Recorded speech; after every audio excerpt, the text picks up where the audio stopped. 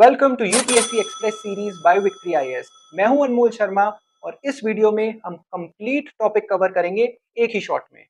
This will be a quick and focused lesson without wasting time. Video के and तक you will have complete conceptual clarity and everything you need about the topic for the exam. Video के description में you can find the complete notes of the topic and watch this video along with the notes. Also join the Telegram channel of VicThree IAS for schedule, notes and other study material. Subscribe to the channel and follow us on Instagram.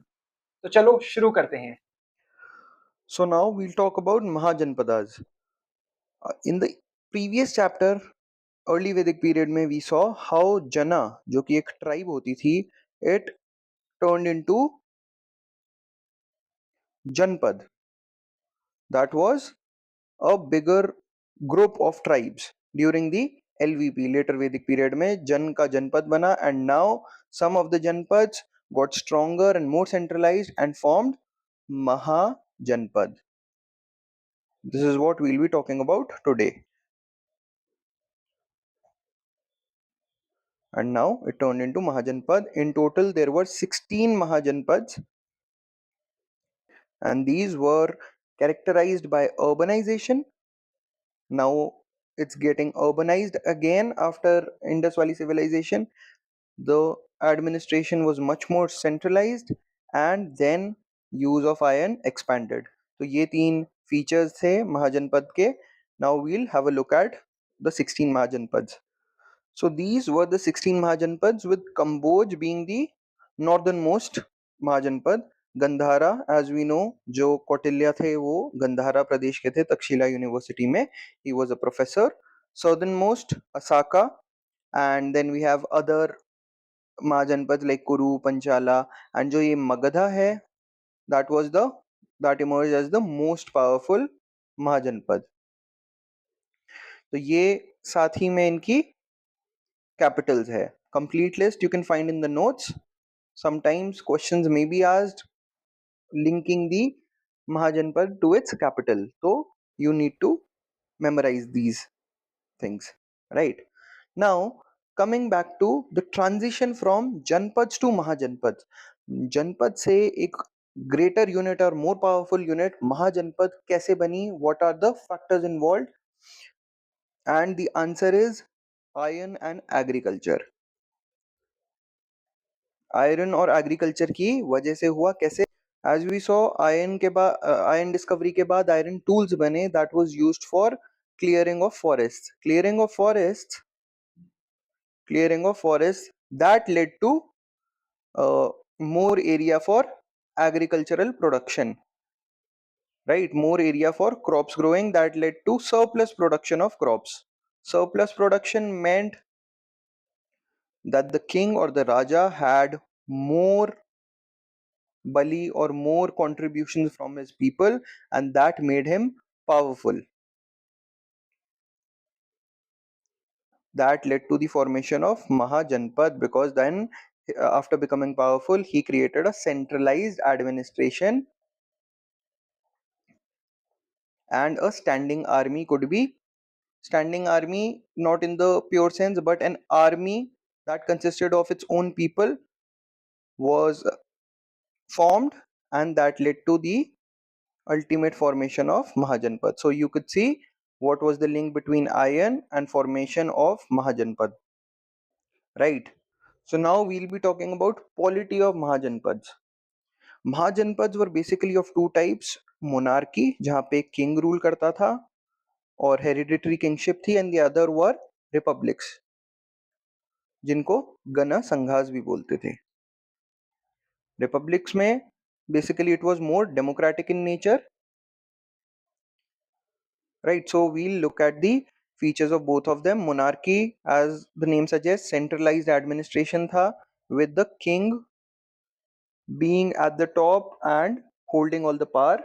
He was assisted by a Mantri Parishad, or the Council of Ministers.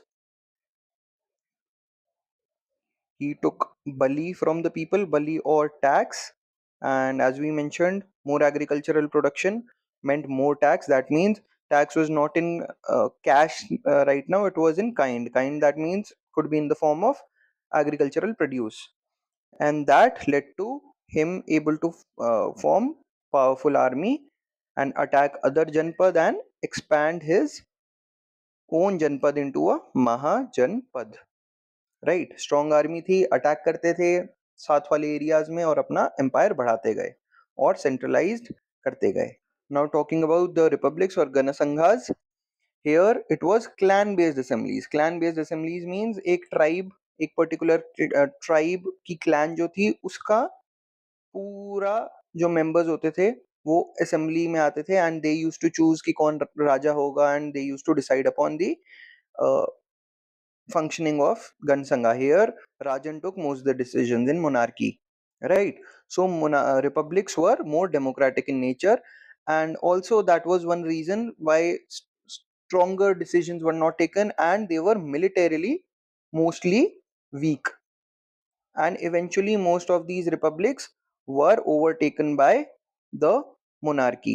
So, Magadha, as we mentioned, was the most powerful महाजनपद. That was because it was a monarchy, and ऐसे बहुत सारे republics जो उसके neighbouring थे उसने एक एक करके सबको हरा के अपने पार्ट बना लिया.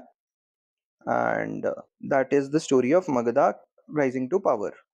Now we'll talk about the economy of Mahajanpadas. As we discussed, this was the Iron Age, and it led to revolutionary changes like iron boosted agriculture through forest clearance. Then the most important feature of this time was the introduction of coins. Coins for the first time introduce हुए थे, and it brought many changes, जैसे कि coins could now be used for trade. तो internal और maritime जो trade हो रहा था वो अब barter system की जगह coins में भी deal होने लगे, and that led to the boost of trade, formation of guilds or formation of merchant groups, and इससे further trade expand हुआ और boost हुआ. Coins could also be used in taxation, जो कि हमने अभी तक देखा था कि काइंड में या एग्रीकल्चरल प्रोड्यूस में बली या फिर कंट्रीब्यूशन जाता था, अब किंग को डायरेक्टली कॉइन्स में जाने लगा, and that could be used for paying salary of the officials और सोल्जर्स. बट अभी जस्ट कॉइन्स इंट्रोड्यूस हुए थे, इतना लार्ज स्केल यूज नहीं था कॉइन्स का. Much of it was still dependent on barter system only. Alright, and जो ये टैक्सेशन थी मोस्टली वैश्याज पे टैक्स बर्डन था, because the Brahmins and Kshatriyas they were exempt from tax. So that way social discrimination was there. That continued from the later Vedic period itself. So now talking about the society and religion of Mahajanpad, basically we talked bali jo thi, jo contribution or the tax to the king, it became compulsory now, and also it was the Brahmins and Kshatriyas, they were exempt from it. So ये एक sort of discrimination थी that was not liked by the people of the lower sections. Varna system again, it became little discriminatory for the lower sections, and that led to the social reaction. That means the lower section, they did not like it, they did not like the oppression. बहुत सारे हमने देखा कि rituals थे, बहुत सारे sacrifices थे जो कि only the Brahmins and Kshatriyas could do. तो सोशल रिएक्शन की वजह से this period, the period of Mahajanpada, saw the formation or coming up of Buddhism and Jainism. So Jainism and Buddhism emerged as an alternative or more egalitarian, more equal sort of religions compared to the existing Hinduism in Mahajanpada. So this was Mahajanpada was also the age of Buddhism and Jainism. We will discuss more about it later. So now we will talk about Magadha. We discussed earlier that Magadha emerged the most powerful Mahajanpada out of all the 16 Mahajanpada. But what were the reasons? The reasons were, there were multiple reasons. The first reason is the geography of Magadha. तो जो मगधा है वो Bihar reason के around situated है, situated था, और उसकी जो कैपिटल्स जैसे कि राजगृह, पाटलिपुत्रा, वो एक बहुत ही स्ट्रैटेजिक पोजीशन पे बेस्ड थी. जैसे कि राजगृह की बात करें, जो फर्स्ट कैपिटल थी, वो it was surrounded by hills on all the sides, and that is what made it very defensible. Easily कोई बाहर का महाजनपदा या कोई नेबरिंग क्लैन अटैक नहीं कर पाता था क्योंकि इट वाज वेल प्रोटेक्टेड, और कैपिटल वेल प्रोटेक्टेड है तो मतलब पूरा महाजनपद वेल प्रोटेक्टेड है, right. And talking about the economy, since we know Ganga Ganga delta Ganga का जो शोर है, Magadha was situated on the river Ganga and that is what provided fertile land. तो fertile land था, agricultural produce better था, that is what boosted the economy, made the king more powerful and boosted the economy, and that gave an edge to Magadha over the other Mahajanpads. Military, if we talk about military, then this very area was full of elephants, and elephants, Magadha was the first mahajanapada to make use of elephants in warfare, and इसकी वजह से इतना ज्यादा इनको added advantage था मगधा को कि हर war Magadha जीतता था. Society, we look at it, that society was more open. इनके जो रूलर्स थे दे वर नॉट रिजिड, या rigid caste system, rigid varna system follow नहीं करते थे, and that is why it was more progressive in nature, that led to its growth and progression over other Mahajanpads. It had ambitious rulers we'll talk about in a while. It had three great dynasties: Haryanka dynasty, Shishunaga dynasty and Nanda dynasty. So these great rulers and dynasties also led to the creation of Magadha, or emergence of Magadha as the most powerful Mahajanpada. Right, so these were the multiple factors. So now we'll discuss about the different dynasties of Magad. It started with Haryanka dynasty and Bimbisara was the first ruler. He was killed by his son Ajatsatru, who became the next ruler and who was further succeeded by his son Udainbhadra. More details, more factual details about each of the ruler can be found in the notes in the description box, right? These are factual, no need to explain them here. Then Udainbhadra was overtaken by his minister Shishunaga, who formed the Shishunaga dynasty, succeeded by his son Kalashoka, right? And then came the Nanda dynasty by Mahapadmananda. He was known as the first empire builder, or Ekarath, because by the time he came, Magadha actually became a whole empire from a kingdom. Empire बड़ा होता है और kingdom छोटा होता है. तो empire builder, first empire builder महापद्मनंदा को बोलते हैं. So it's a factual detail you need to keep in mind, and hence he was called Ekarath. He was succeeded by Dhanananda, who was the last ruler of Magadha, and we know Dhanananda was defeated by Chandragupta Maurya to form or establish Maurya dynasty. And it is these dynasties that made Magadha great. So this was broadly about the dynasties. For more details you refer to the notes, and this was all about Mahajanpadas. Now we'll shift to Buddhism and Jainism that emerged during Mahajanpadas. We'll understand the concepts and everything related to these concepts because it is very important, asked many times in the paper. So, as we discussed earlier, Mahajanpada period saw the rise of Buddhism and Jainism as new religions, right? So now first we look at the causes कि क्या causes थे जिसकी वजह से Buddhism and Jainism rise हुआ या फिर आया. So the first and the most important reason or major reason is social reaction. हमने देखा कि महाजनपद और या लेटर वैदिक पीरियड में एक ब्राह्मणिकल ऑर्थोडॉक्सी स्टार्ट हो गई थी, जो कि दैट मीन्स जो कास्ट सिस्टम या वर्ना सिस्टम था वो बहुत रिजिड हो गया था. There were certain sacrifices, prayers, full of those religion was full of sacrifices, prayers and all, and that too was limited to kshatriyas and brahmanas. The lower sections they started reacting to this caste oppression, right? So the masses, they had a strict reaction against the caste oppression, and hence this was one reason Jainism and Buddhism started rising. because they were much more egalitarian. Egalitarian matlab much more equal for everybody. Secondly, agri economy develop हो गई होने लग गई थी. We saw because of iron agriculture started booming. But agriculture में क्या चाहिए रहता था?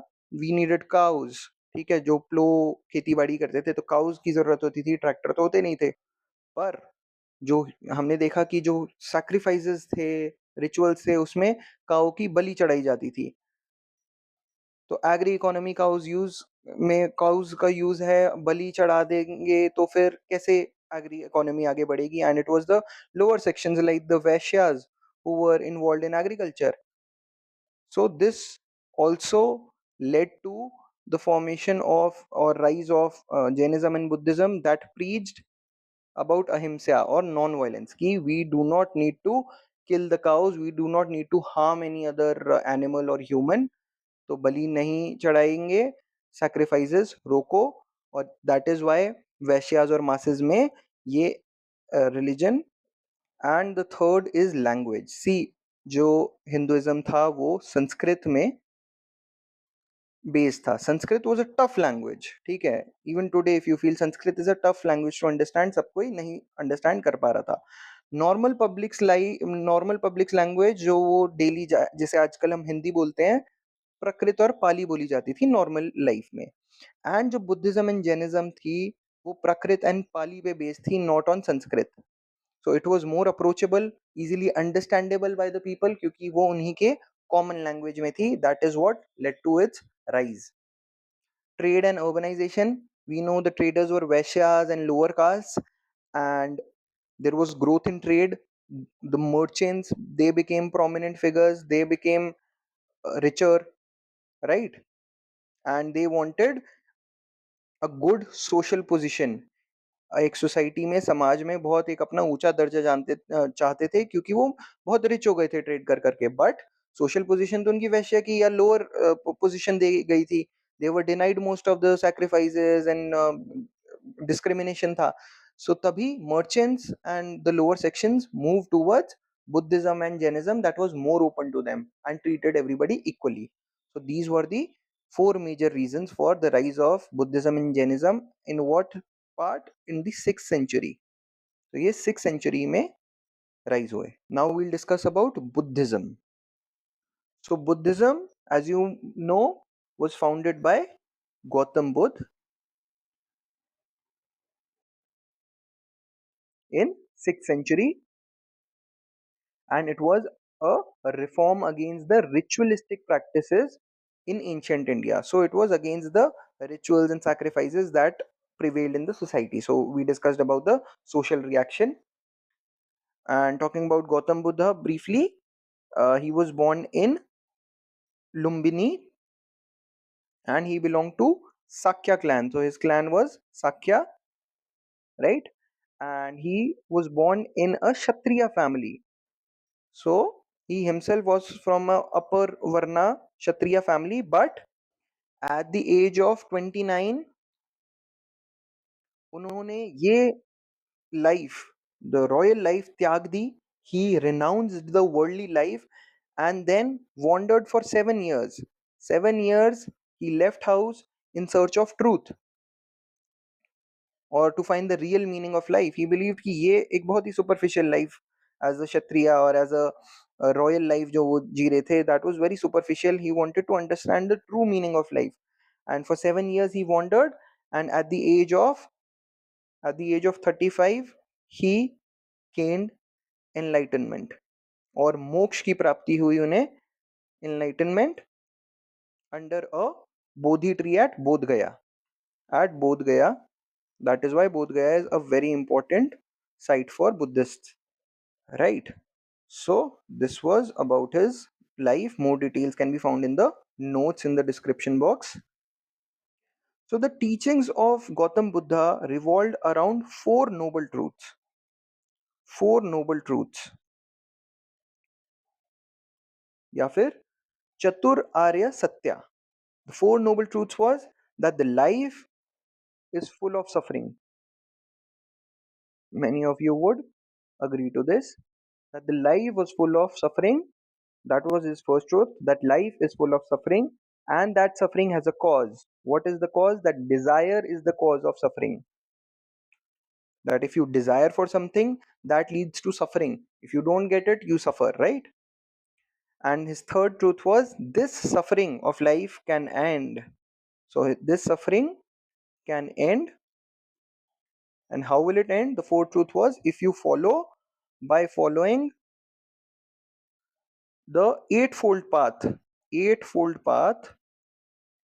If you follow this path, that was called Ashtangika Marga. Ashtangika Marga. Ashtangika Marg, if you follow, then you will be able to end the suffering in life and attain enlightenment or moksha prapti hoegi. And what is this eightfold path? Ashtangika Marga. So Ashtangika Marga meant that a person in his life should have right understanding of life, what life means, where he should lead his life, right? So he should have the right understanding of life, he should have right intention of life कि उसकी intentions जो है ना, that should be right towards life. गलत intentions के साथ life lead ना करे. Right speech, whatever he is speaking, जो भी वो बोल रहा है, that person should speak the right words. गलत ना बोले, किसी को फालतू ना बोले, तो that is an important point. Right action, his actions should be right, जो उसके कर्म है वो अच्छे होने चाहिए. He should lead a right livelihood, right? And he should keep continue making right efforts in his life. जो effort लगा रहा है वो सही efforts लगाए life में, हाथ पैर मारते रहे. Right awareness about life, about what is right, what is wrong. And the person should have right concentration or mindfulness in life, so concentrated on the right places. So अगर ये 8 actions he does, he follows this eightfold path, then the suffering can end according to Gautam Buddha. Also, Gautam Buddha talked about 4 cardinal values that each person should have. ये 4 values हर एक person में होनी चाहिए. The first is Maitri, that means wishing well for others without expecting anything in return. Right? So, well wishing without expecting anything in return. Second is Karuna, that is compassion. That means feeling concern for others' suffering and wanting to reduce it. So you are concerned about others and you want to reduce the suffering of the other person. दूसरे के लिए अच्छा concern रखना, that is what karuna means. Mudita means feeling joy for others' success. तो जब other लोग बाकी लोग सक्सेसफुल होते हैं तो उनके लिए भी खुशी रहना. तो that is what mudita means, sympathetic joy. And the fourth one, upeksha or equanimity, that means throughout the ups and downs in life you need to stay calm and balanced. ऐसे नहीं कि अच्छा हुआ तो एकदम से खुश हो गए, बुरा हुआ तो एकदम से निराश हो गए. So this is what equanimity means, and these were the 4 cardinal values propagated by Gautam Buddha that every person should have. So after the death of Gautam Buddha, there were 4 major Buddhist councils that were held for different purposes at different places and different times. So we'll discuss about them briefly one by one. The whole table is there in the notes. You can refer to the notes for more details. So the first Buddhist council was at Rajgriha and under the king Ajatsatru. We read about Ajatsatru under the Magadha dynasties, Harinka dynasty. So he convened the first Buddhist council and the chairman was Mahakashyapa. And what was the key outcome? It led to the compilation of these 2 Buddhist texts, Sutta Pitaka and Vinaya Pitaka. तो ये जो दोनों text है वो first Buddhist council में compile हुई थी. कहाँ हुई थी? राजगृह में. And he was the king and the Buddhist council was headed by Mahakashyapa. Similarly, second was at Vaishali. Sabha Kammi was the head of that council. और कौन से किंग ने की थी? कालशोका. ये हमने पढ़ा था under the Shishunaga dynasty. He was the king and that led to ये 2 different divisions बुद्धिस्ट में हो गए थे. तो डिविजन इनटू या फिर स्थवीरवादीन और महासंगिकाज में दरार, ये से कहते हैं ना, 2 सेक्ट्स बन गए थे under Buddhism. Third most important, under Ashoka, King Ashoka, Mogliputta Tissa headed the third Buddhist council at Patliputra, led to the compilation of Abhidhamma Pitaka. So this is the third Buddhist text in dono ke baad. And fourth was in Kashmir under Kanishka the ruler, and Vasumitra was the head and Ashwagosha was the vice head. And Mahayana और Hinayana में division हो गई थी. That is an important point. So you need to know कौन सा year if इतना important नहीं है, but you can you should know कि कौन सा king ने convene किया था कौन सा council और क्या outcome था. Questions can be directly asked. Right. So now we'll discuss in brief about sects. कौन कौन से बुद्धिज्म के डिफरेंट सेक्ट्स हैं. जैसे हमने देखा कि डिवीजन हुआ था फोर्थ बुद्धिस्ट काउंसिल में हीनायाना एंड महायाना में. तो broadly I'll tell you in detail, you can refer to the notes. So majorly ये फोर थे. हीनायाना, that was the orthodox sect, जो कि कट्टर जिसे बोलते हैं वो सेक्ट था जिसमें आइडल वर्शिप नहीं होती थी. Buddha as a statue was not prayed in by the Hinayanas. Mahayana में आइडल वर्शिप होती थी. जो बुद्धा एज अ स्टैच्यू हम देखते हैं वो महायाना जो सेक्ट है वो पूछता है, not Hinayana. Hinayana doesn't believe in idol worship of Buddha. When we talk about Theravada basically Sri Lanka में डेवलप हुआ as a part of Buddhist sect. And तो थोड़े से चेंजेस हैं बिटवीन हीनायाना, महायाना, थेरावाडा, क्योंकि थेरावाडा का थोड़ा जोग्राफिकल लोकेशन चेंज हो जाता है. तो this was sect that was confined और particularly available existing in Sri Lanka. And then the Vajrayana sect, which was an offshoot. Mahayana का ही एक part था, but it involves mantra, tantra, जो sacrifices, black magic और इन सब से related है Vajrayana sect. Basically Bengal area में ज़्यादा prominent है. More details you can refer to the notes. So now we move on to Jainism, which was founded by Vardhaman Mahavira in 6th century. That means at the same time Buddhism was founded. And Vardhaman Mahavira is considered to be the 24th Tirthankaras. Now, what are Tirthankaras? So, Rig Veda talks about some presence of enlightened people. Enlightened people called Tirthankaras. Right? They were people who have attained moksha. And Rig Veda talks about 23 such Tirthankaras. And Jainism considers Vardhaman Mahavir to be the 24th Tirthankara or 24th enlightened person in this world. Right. So now we'll talk about the doctrines of Vardhaman Mahavira. So the doctrines are Satya, to always speak the truth; Ahimsa, non-violence; Apigraha, no private property; Asteya, not to steal, no stealing; and Brahmacharya, that means celibacy. So these were the 5 doctrines of Vardhaman Mahavira. SAAAB. So SAAAB. That's how you can keep this in mind. And talking about the core beliefs of Jainism.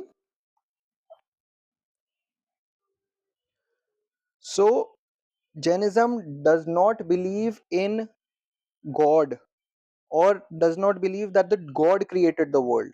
So no creator God. Number 1.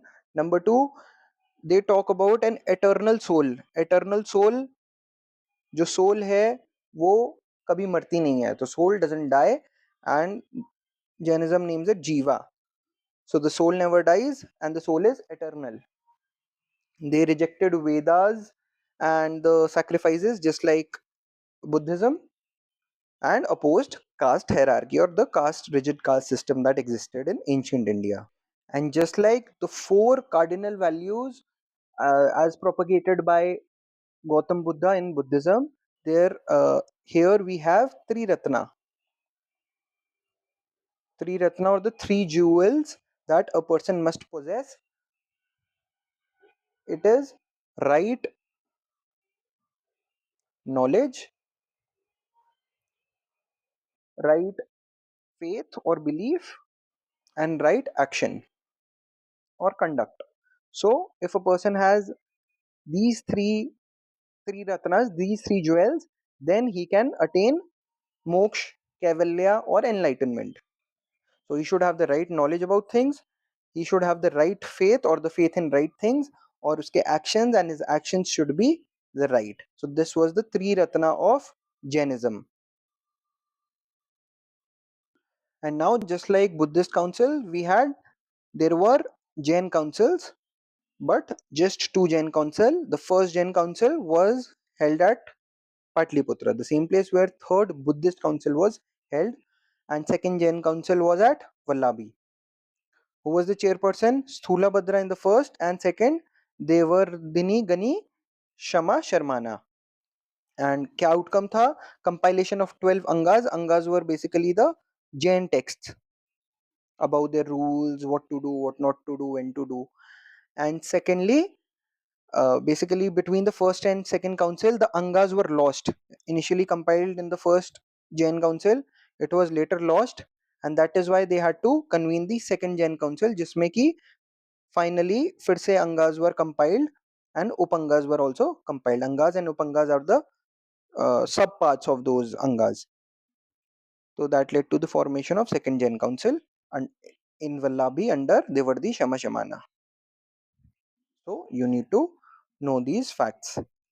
So now we'll discuss about the sects of Jainism. There are two major sects in Jainism, Shvetambara and Digambara. So what happened is in around 3rd century BC, there was a massive drought in the northern part of India, and this is where Jainism primarily was originated and spread. So a group of Jain monks, they migrated to the south to save themselves from the drought, and a group of Jain monks stayed back here in the north. Meanwhile, the drought was over and there was a lot of development in north. Materialistic culture occurred in north, and there were some changes that the group in the north underwent that the group went in the south did not. So the group in the north is Shvetambara, and the group that went to the south is Digambara. So what are the key differences? The Shvetambaras, they started wearing clothes, and you might have seen there are certain Jain monks that do not wear clothes, that stay naked. These are Digambara. So Digambara say that we are the original followers, the true followers of Jain teachings, and we stayed true to the teachings in the south. But in the north, जब तुम north में रह गए, तुम्हारे materialistic culture तुमने adapt कर लिया, you started living a life of luxury, you started wearing clothes.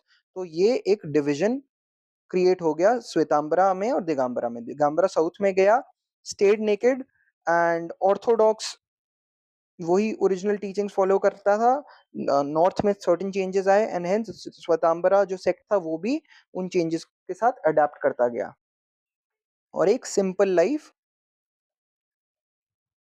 Life that means इसमें एक स्ट्रिक्ट